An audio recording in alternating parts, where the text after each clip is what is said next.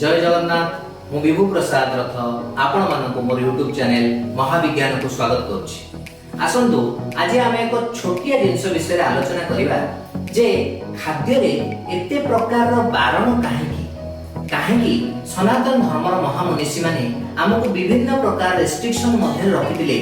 खाद्य प्रकार भेद कोन, सात्विक खाद्य, राजसिक खाद्य, तामसिक खाद्य, ए सब प्रकार भेद खाद्य रे काहेकि तेबे ए सब उपरे विस्तृत व्याख्या न करी अति कम रे मु आपण मानक एक छोटिया वार्ता दबाउ जाउछि।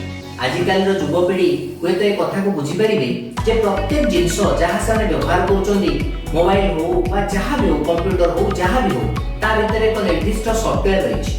बिना सॉफ्टवेयर रे कोनोसी जिंस चलिबा असंभव। ठीक सेही परी ईश्वर को सृष्टि रे प्रत्येक जिंस मध्य रे एक अदृश्य सॉफ्टवेयर भगवान खंडिछंदी।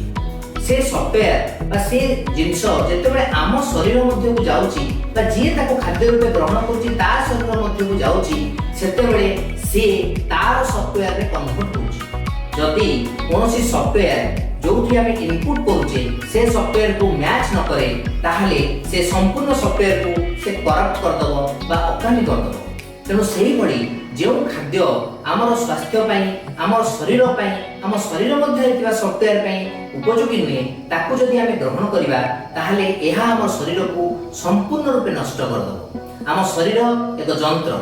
मन रखंतु जेपरि आपण निजर मोबाइल को, निजर लैपटॉप को चार्ज करूचंदी, जत्न नेउचंदी एवं तार निर्दिष्ट भाबरे समय व्यवधान रे तार देखाशुना करूचंदी, सेही भली आपण आपणक शरीर को करूचंदी कि आपणक शरीर मध्य आपणक ठारू सेभली जत्नर आवश्यक करिथाय।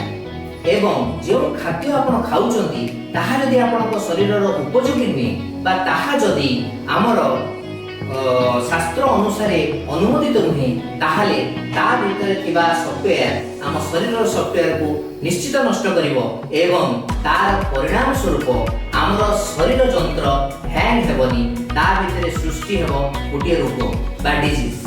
तेणु रोग सृष्टिर मुख्य कारण एवं आम सॉफ्टवेयर नष्ट होबार मुख्य कारण जे खाद्य, एथिरे संदेह नाही।